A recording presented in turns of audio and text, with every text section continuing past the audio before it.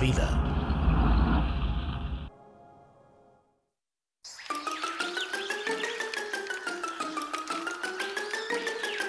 A pesar de su pequeño tamaño, las hormigas pueden ser muy perjudiciales para las plantas. Este enorme árbol tropical está totalmente indefenso contra una colonia de hormigas. El denso follaje no deja penetrar casi la luz del día. Pero un paisaje extraordinario se descubre en el suelo de la selva peruana. Una larga procesión de hormigas podadoras transporta hojas a su hormiguero.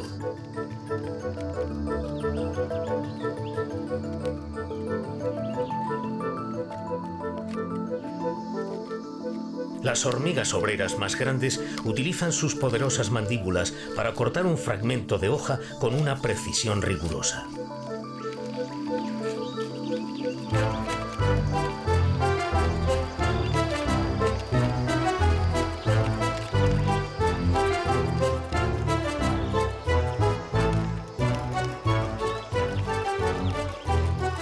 Una colonia de hormigas voraces puede consumir más hojas que un grupo de elefantes. Este árbol quedará deshojado completamente en solo unos días. Las obreras transportan hasta su hormiguero hojas de tamaño mucho mayor que el suyo. Algunas filas de hormigas pueden llegar a alcanzar cientos de metros. Sin embargo, lo que hace especial a estas hormigas es el hecho de que son las primeras criaturas de la Tierra que cultivaron su propia comida. Las hormigas más pequeñas de la colonia se ocupan del cuidado de los jardines de hongos. Cortan en trocitos las hojas recién traídas por las obreras y luego las añaden al jardín de hongos. Los hongos cultivados por las hormigas son ricos en proteínas y sirven para alimentar las larvas. Así es como las colonias de hormigas podadoras han sobrevivido más de 50 millones de años.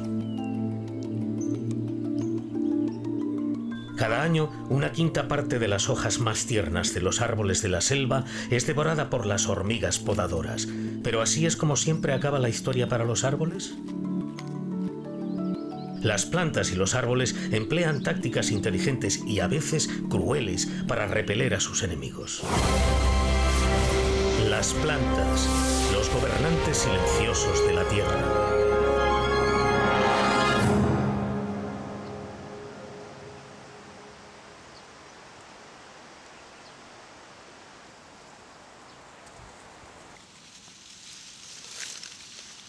En las selvas tropicales de Borneo habita una impresionante planta carnívora.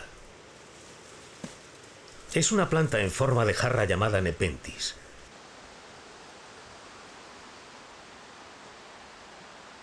La mayoría de las especies vegetales absorben nutrientes del suelo y usan la energía del sol para la fotosíntesis.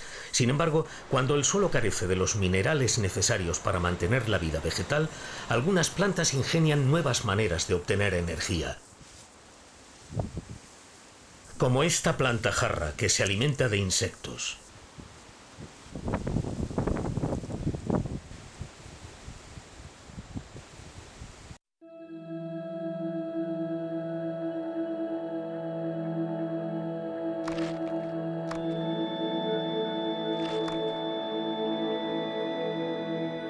Cuando la planta va creciendo, desarrolla unos patrones rayados y una abertura con una tapa. El tubo de la planta jarra necesita entre 15 días y un mes para desarrollarse. La tapa impide que el agua de lluvia se cuele en el tubo. Los insectos son atraídos por el dulce néctar situado en las molduras del peristoma. Una solitaria hormiga es atraída por los vivos colores y el aroma de la planta carnívora.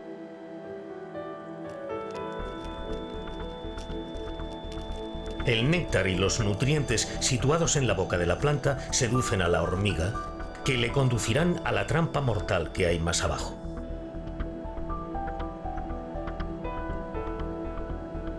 La boca curvada es resbaladiza.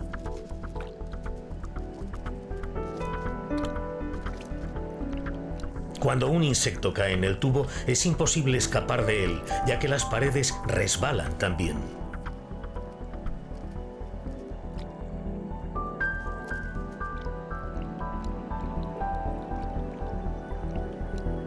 En el transcurso de varios días, la planta empleará agentes digestivos para absorber los nutrientes de la hormiga.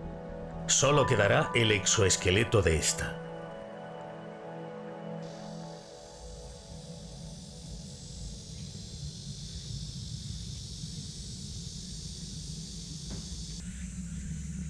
Las plantas carnívoras utilizan formas ingeniosas para cazar insectos como alimento. La col de vejigas, una planta acuática, posee los reflejos más rápidos del reino vegetal. Flota en el agua en vez de estar fija a un sitio. Ya que en el agua hay menos nutrientes que en la tierra, la col de vejigas tiene que conseguirlos de alguna manera. Las pequeñas trampas en forma de vejiga situadas en las ramas atrapan insectos. En vez de utilizar raíces para absorber nutrientes, la col de vejigas se alimenta a través de estas trampas. Atrapa sobre todo larvas de mosquitos y renacuajos. Cuando una larva de mosquito se acerca, es succionada hacia la vesícula. Todo sucede en un abrir y cerrar de ojos.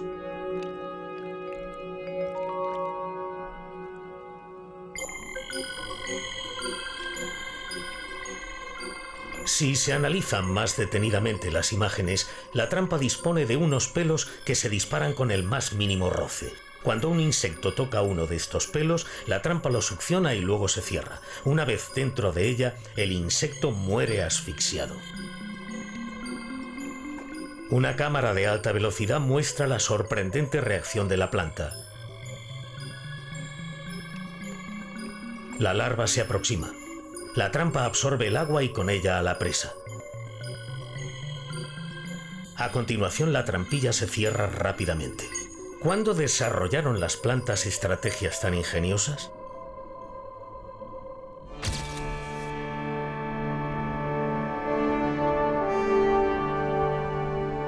Hace 4.500 millones de años no existía la vida en el planeta Tierra. Los gases de efecto invernadero invadían la atmósfera y los océanos eran demasiado calientes y salados como para albergar vida en ellos. 1.000 millones de años después sucedió un milagro. La primera forma de vida surgió del mar.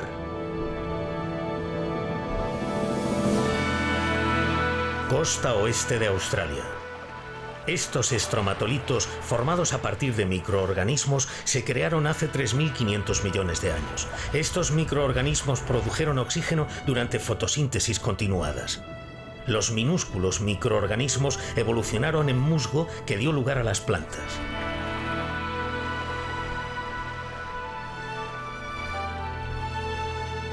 En el período silúrico, durante la era paleozoica, hace 400 millones de años, apareció la primera planta terrestre, la Cooksonia. Esta planta primitiva poseía un tallo erecto del cual partían dos ramas en el medio. En el extremo de las ramas había una estructura productora de esporas. Solo sobrevivía cerca del agua porque necesitaba humedad. Para multiplicarse era indispensable el agua.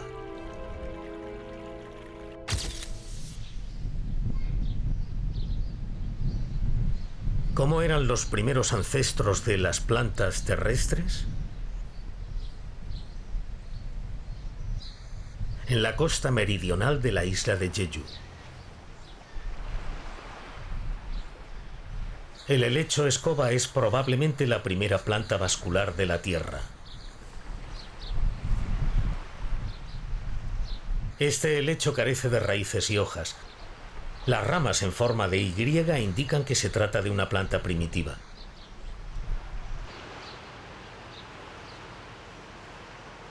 Debido a la ausencia de hojas, su tallo capta la luz del sol para realizar la fotosíntesis. Sin embargo, no es muy eficaz. Las esporas de los helechos sirven para que germinen nuevas plantas.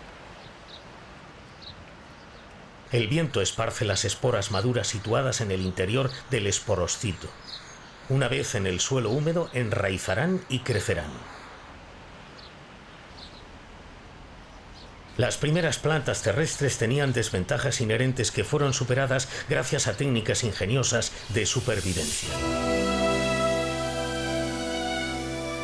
Uno de los primeros árboles del mundo fue el Archaeopteris, que apareció hace 370 millones de años. Era un árbol de tronco fuerte y ramas largas. Como sus hojas tenían forma de lecho, fue llamado Archaeopteris.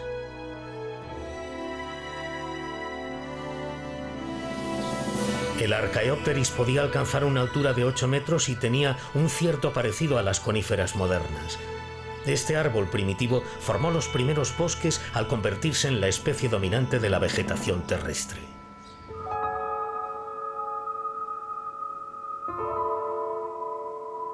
Este ejemplar fosilizado del Lepidodendron presenta un patrón en forma de diamante. El Lepidodendron apareció en la Tierra hace 300 millones de años. Eran tan altos como un edificio de 10 plantas. Su gran altura y sus hojas agrupadas les permitían llevar a cabo una buena fotosíntesis. Crecieron en lugares pantanosos. Gracias a la alta concentración de oxígeno en la atmósfera durante el Carbonífero, los insectos gigantes eran comunes.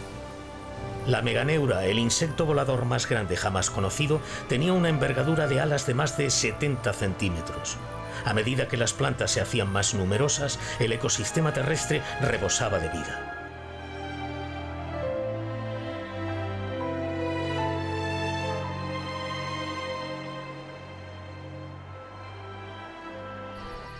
En una selva de Costa Rica. Daniel Jansen, un experto en ecología tropical, es catedrático de biología en la Universidad de Pensilvania. Ha dedicado toda su vida a estudiar las plantas y los insectos de climas tropicales. Como puede ver, una está intentando picarme ahora mismo. Entre sus trabajos de investigación ha realizado un estudio detallado de la relación simbiótica entre la acacia cuerno de toro y las hormigas. Esta acacia tiene espinas en forma de asta de toro en las que viven las hormigas.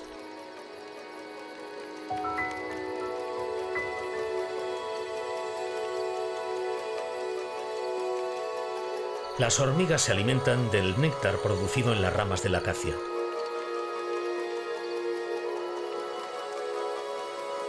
No importa la cantidad de néctar que consuman, el suministro parece no acabar nunca, pero el árbol no lo produce a cambio de nada. Intercambia el néctar por los servicios de las hormigas. Unos nódulos rojizos situados en las hojas también son una fuente de proteínas y grasas para las hormigas.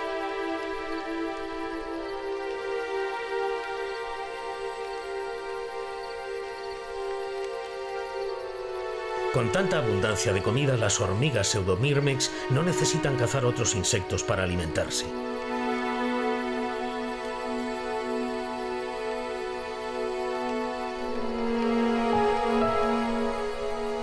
Las hormigas ocupan las espinas ahuecadas de la acacia.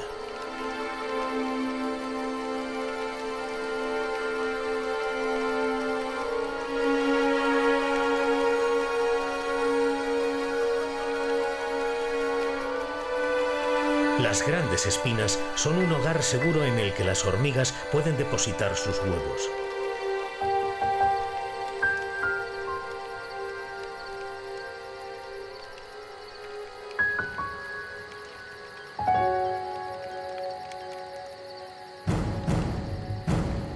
A cambio, las hormigas desempeñan un papel importante. Defienden el árbol de cualquier insecto defoliador con mucha agresividad.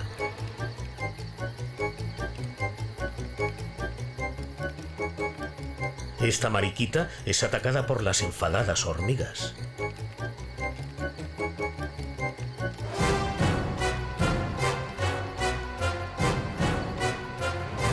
A muchos herbívoros e insectos les gustan las hojas tiernas y el néctar de la acacia. Así que las hormigas defienden el árbol de los ataques procedentes de insectos dañinos a cambio de alimento y cobijo. El árbol ha cambiado, se ha desarrollado. Y las hormigas han cambiado, se han desarrollado. Han dejado de ser cazadoras para convertirse en policías. Su trabajo es proteger el árbol. La hormiga reina vive entre 15 y 20 años. Cuando ella muere, muere la colonia. Y si la colonia muere, el árbol también.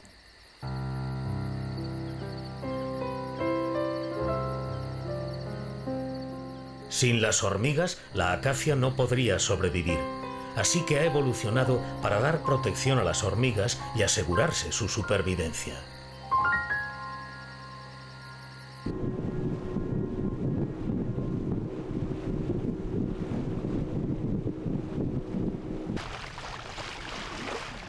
Sin embargo, una relación simbiótica pacífica no siempre es el mejor recurso de las plantas. Algunas de ellas sobreviven gracias a su instinto asesino.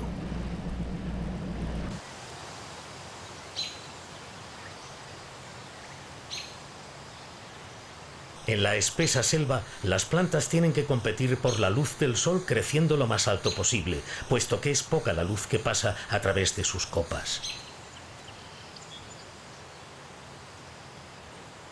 Esta enorme higuera tropical se llama higuera estranguladora. Sus ramas envuelven el tronco de un árbol. Una higuera estranguladora se envuelve en torno a un árbol huésped. Mientras que la mayoría de árboles dispersan sus semillas por el suelo, la higuera estranguladora crece en otro lugar.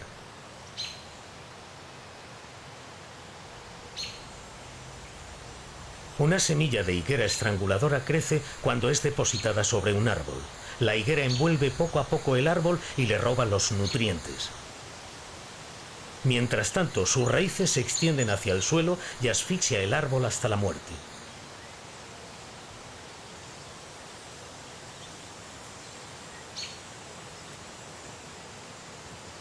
En un plazo de 5 años, las raíces de la higuera alcanzarán el suelo y robarán el agua del árbol huésped. El árbol finalmente morirá y dejará una columna de madera hueca por dentro.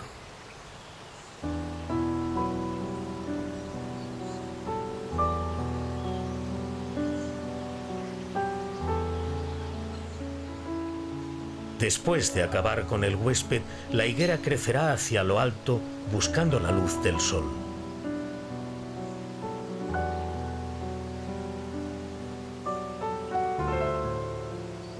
Vivirá cientos de años reafirmándose en su territorio.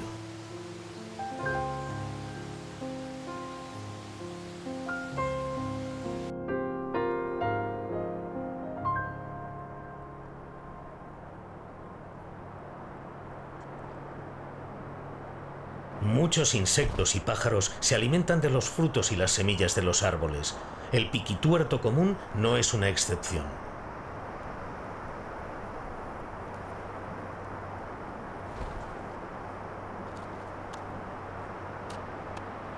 El piquituerto picotea una piña para coger las semillas y comérselas.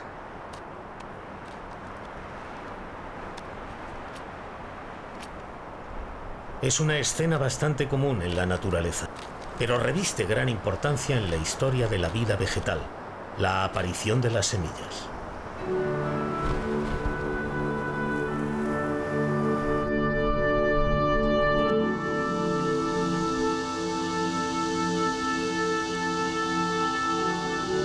El guingo se considera un fósil viviente. Existe desde el período Jurásico, época en la que los dinosaurios dominaban la Tierra. El guingo es una gimnosperma, por lo que la polinización se realiza entre granos polen y óvulos femeninos.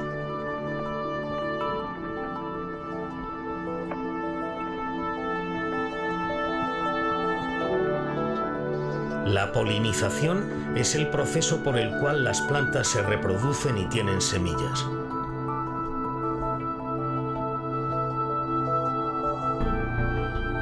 El polen tiene que fertilizar el óvulo del guingo. Los guingos se mantienen inmóviles, fuertemente enraizados en el suelo. Dependen del viento para que transporte su polen a otro árbol de su misma especie.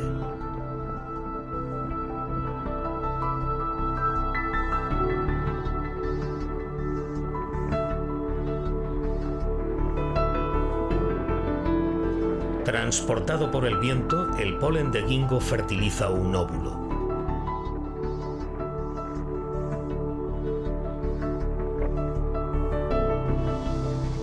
Una Una vez la polinización ha tenido éxito, el árbol producirá semillas. Aunque técnicamente son semillas, con frecuencia son llamadas frutos.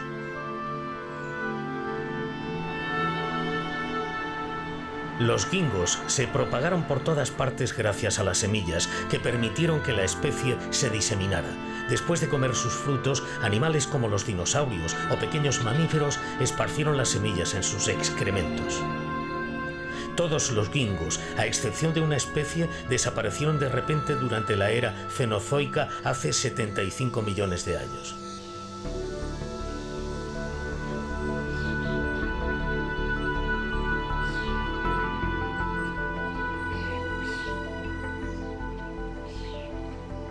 Al tiempo que los gingos desaparecían, se desarrollaba una nueva especie vegetal: las plantas de flor.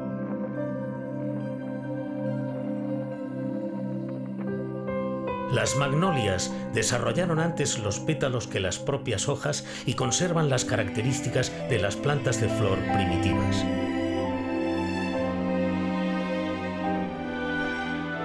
El hecho de que cada flor tuviese estambre y gineceo permitió a esta planta reproducirse con más eficacia.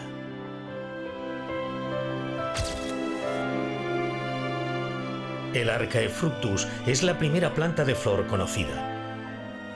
Este fósil es de hace 125 millones de años.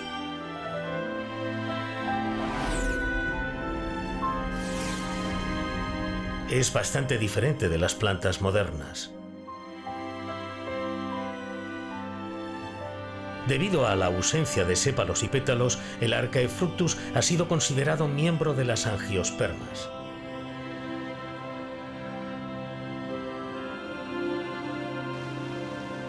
Aunque era una planta acuática, era capaz de florecer sobre el agua, donde insectos y el viento podían transportar su polen.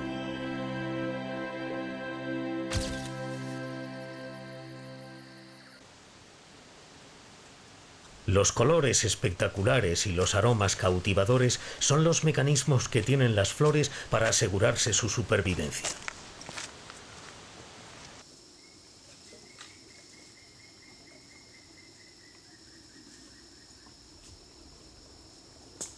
Una flor impresionante crece en lo más profundo de las selvas de Borneo. Es la Rafflesia, la flor individual más grande del mundo. Es, sin lugar a dudas, una planta de flor con pétalos enormes.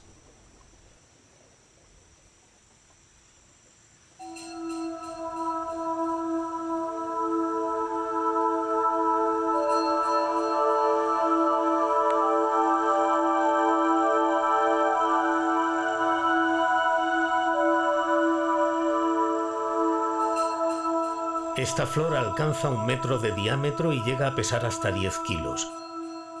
Necesita una semana para extender completamente sus pétalos. La Rafflesia no tiene tallo ni hojas.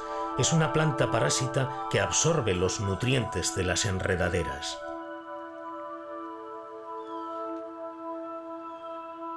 La flor dura entre 3 y 7 días y en este corto periodo de tiempo tiene que ser polinizada. Suele llamarse la flor cadáver debido a su olor de carne en descomposición. Este olor atrae a las moscas.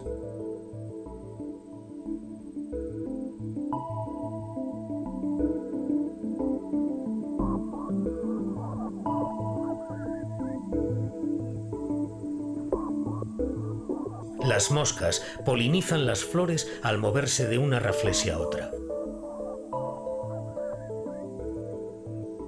Sin la ayuda de las moscas, la flor más grande del mundo no existiría.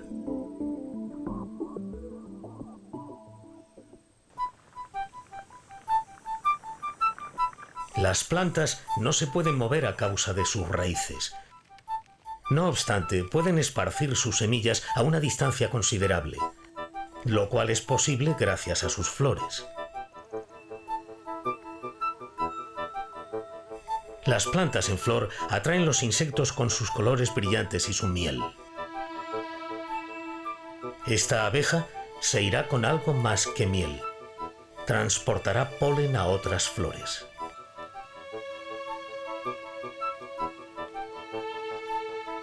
Las flores han desarrollado guías de néctar para ayudar a los insectos a encontrar la miel.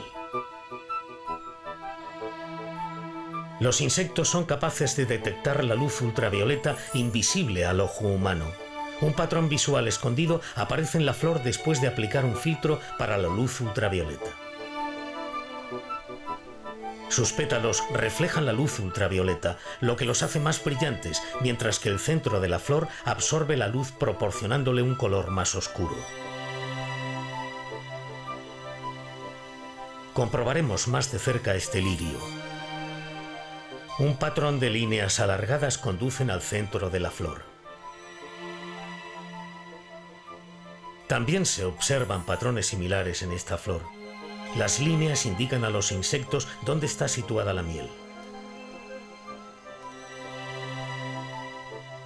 Un 40% de un total de 200 flores mostraron estos patrones a través de un filtro. Los expertos han descubierto que las abejas permanecen dentro de la zona negra. Esta estrategia de las flores está destinada a los insectos polinizadores.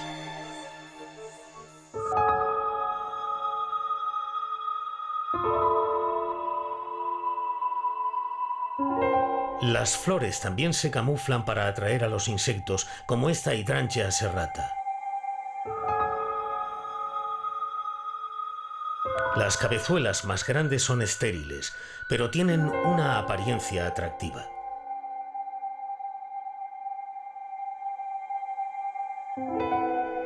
Engañan a los insectos y mariposas para que se acerquen. En el centro están las cabezuelas más pequeñas y fértiles. Sin este camuflaje, la Hydrangea serrata no podría reproducirse.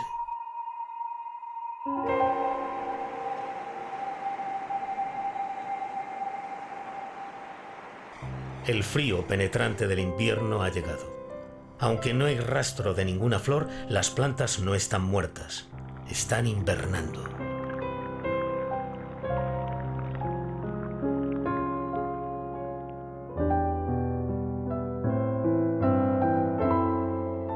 A principios de primavera, una vez que su tallo ha crecido hacia arriba, el Coptis florece. Los pétalos de la flor aparecen antes que las hojas. Este tipo de Coptis únicamente florece cuando madura al cabo de 3 años. No se reproduce en grandes cantidades.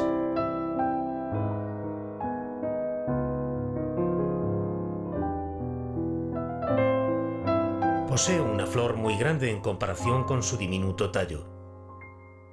Es necesaria para atraer las abejas y las mariposas. El Coptis es una flor monocárpica, por lo tanto, morirá después de que haya sido polinizada y producido semillas. El capullo de la flor está a rebosar de semillas. Entre junio y julio, las semillas estarán listas para ser esparcidas.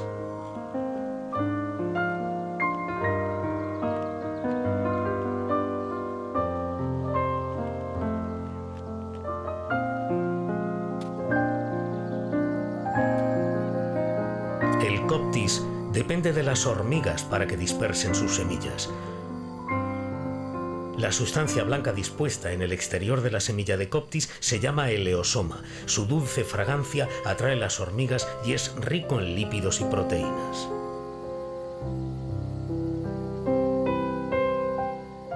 La hormiga transporta la semilla de Coptis haciendo zigzags. La sustancia blanca no se puede separar de la semilla. Por esta razón, las hormigas la llevan entera hasta su hormiguero.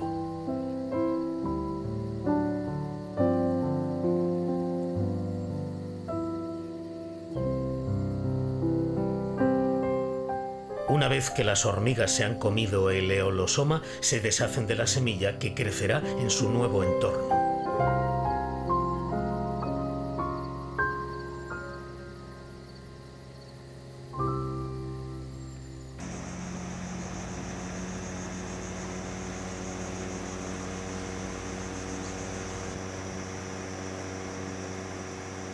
En las regiones tropicales se encuentra la única especie de árbol del mundo que es vivípara, el mangle.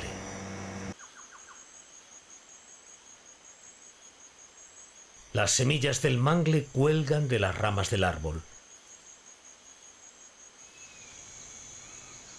Los mangles crecen en zonas costeras con alto nivel de salinidad, lugares que para otras plantas es difícil sobrevivir y han evolucionado para asegurar que sus vástagos sobrevivan. El árbol produce unas semillas que no se dispersan a través del aire.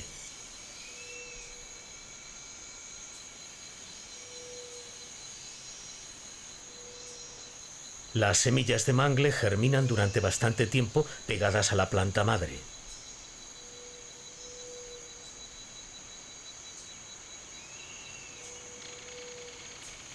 Cuelgan de las ramas hasta que se ha formado un propágulo o plántula.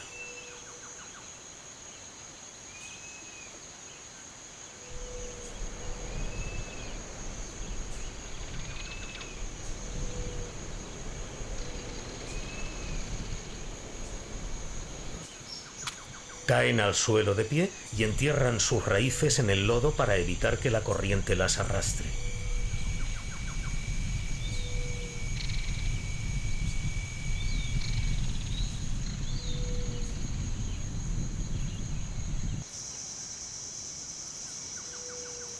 Gracias al hecho de habitar en regiones costeras donde el agua salada y el agua dulce convergen, los mangles han desarrollado maneras de aumentar su supervivencia.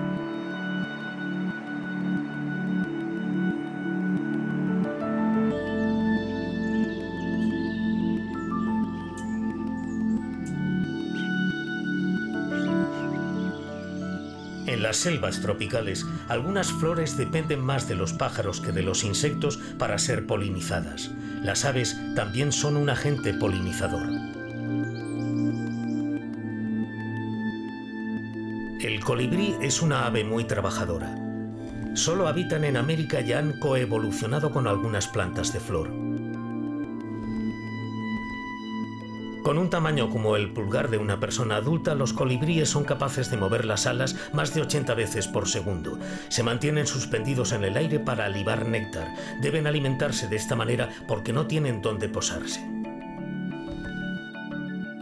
Debido a su metabolismo, los colibríes beben constantemente néctar para sobrevivir. Las flores de heliconia son muy coloridas y existen unas 200 especies. Las heliconias son polinizadas principalmente por los colibríes, pero determinadas heliconia se asocian con algunas especies de colibríes para la polinización. Este pico largo y curvado está adaptado para llegar al néctar que hay en el interior de las flores. El pico de algunos colibríes está perfectamente adaptado a la flor de heliconia.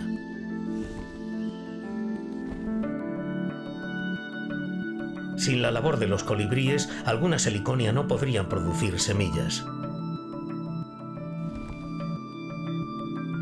Al beber el néctar, el polen se queda pegado en el pico del colibrí y lo transporta a otras flores. Las heliconias y los colibríes han evolucionado conjuntamente para poder ser compatibles.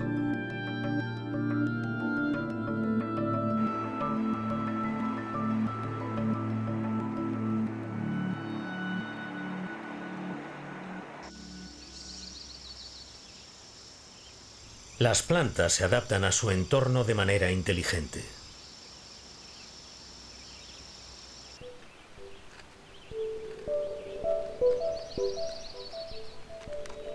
Como si fuese un animal, esta hiedra trepa por un árbol.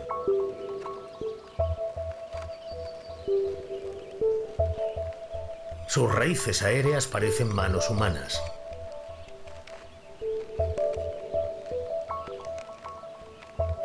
A medida que la hiedra asciende, va buscando la luz del sol y humedad. No trepa porque sí un árbol en línea recta.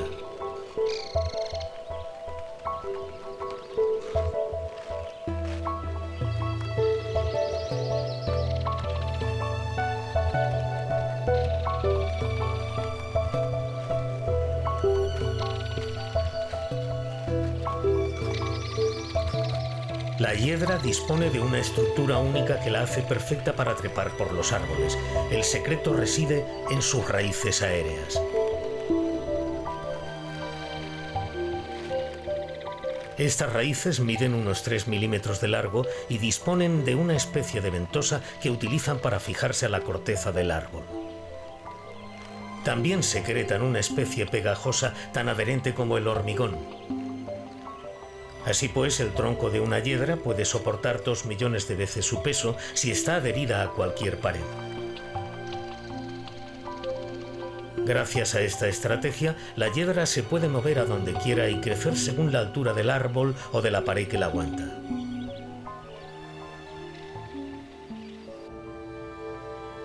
El rápido movimiento de la planta es tan complejo como las reacciones del sistema nervioso de los animales.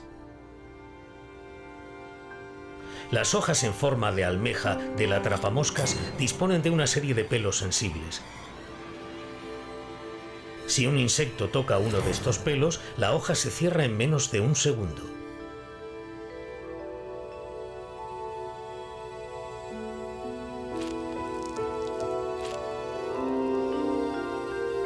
Cualquier tipo de resistencia es inútil.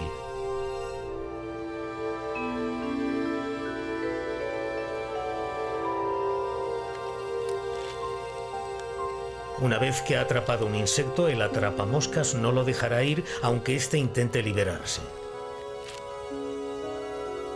La trampa se cierra completamente y forma un estómago donde se segregan unas enzimas. El insecto tardará 1 semana o 2 en ser digerido.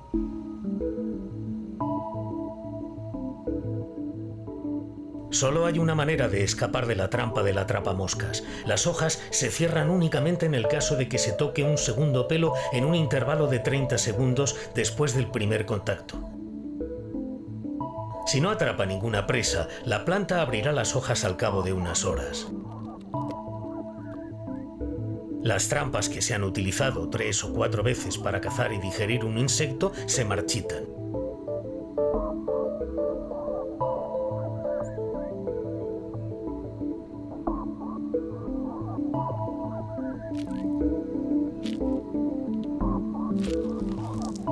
El atrapamoscas es incluso capaz de digerir pequeñas ranas.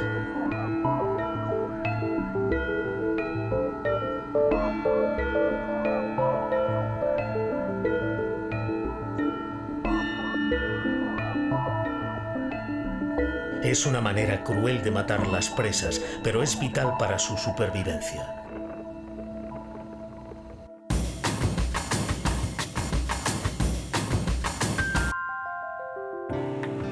Estas hábiles e inteligentes tácticas de supervivencia han permitido a las plantas extenderse por toda la naturaleza, y la naturaleza recibe los beneficios de la diversidad de las plantas.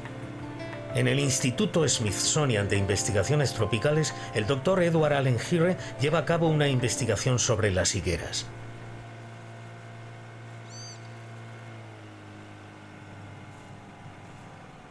En este territorio las higueras son llamadas el árbol de la vida. Producen fruta durante todo el año y proporcionan alimento a los animales.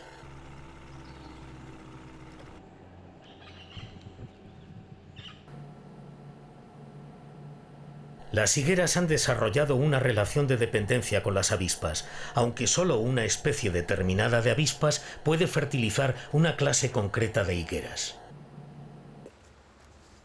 Os lo enseñaré ahora mismo. A través de un minúsculo agujero, la avispa pone sus huevos en el interior del higo. La avispa se introduce en el higo. El nombre científico es Sycona. El fruto de la higuera proporciona una protección adecuada dentro de esta estructura a los huevos de las avispas. Los huevos se abren dentro de la fruta y normalmente las avispas machos son las primeras en salir. El macho sin alas tiene una bolsa de esperma al final de su cuerpo. Así como los machos emergen, buscan los huevos de una hembra para aparearse. El macho puede fertilizar una hembra incluso antes de que salga del huevo. Después de encontrar un huevo que contiene una hembra, el macho se introduce en él y copula con la hembra. Cuando la hembra sale del huevo, tiene una doble misión: En primer lugar, debe recompensar a la higuera por haberle proporcionado alimento y cobijo polinizándola, y al mismo tiempo tiene que depositar sus huevos para reproducirse. La hembra alada recoge el polen y lo adhiere a su cuerpo. Ahora está preparada para abandonar el higo. Del mismo modo que sus antepasados, la avispa realizará su función como lo ha ido haciendo durante millones de años. La avispa hembra polinizará otra higuera. Así es como han coevolucionado las higueras y las avispas de los higos. El árbol depende de la avispa hembra para continuar el proceso de polinización.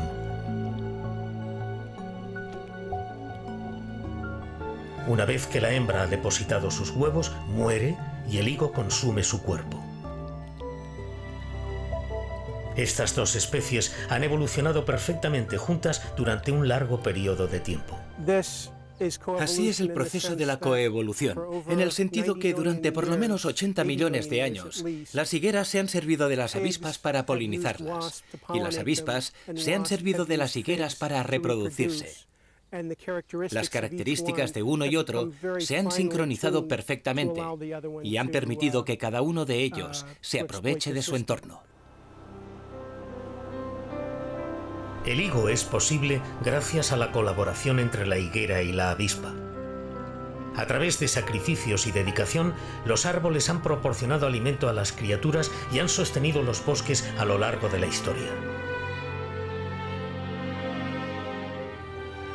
Muchos animales terrestres dependen de la vida vegetal para sobrevivir.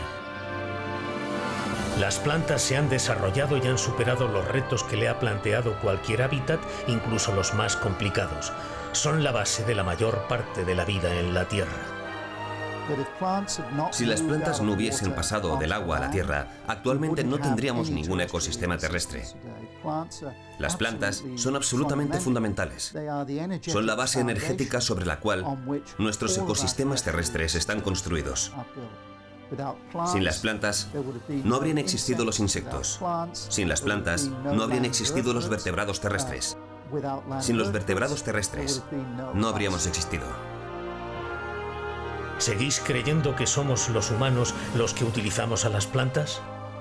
Posiblemente sea lo contrario, que las plantas nos utilicen para propagar sus especies a través de la agricultura.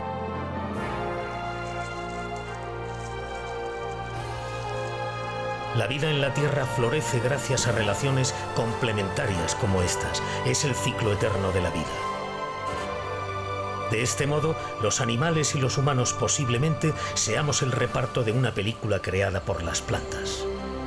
Aunque no lo parezca a primera vista, las plantas son las verdaderas gobernantes del planeta.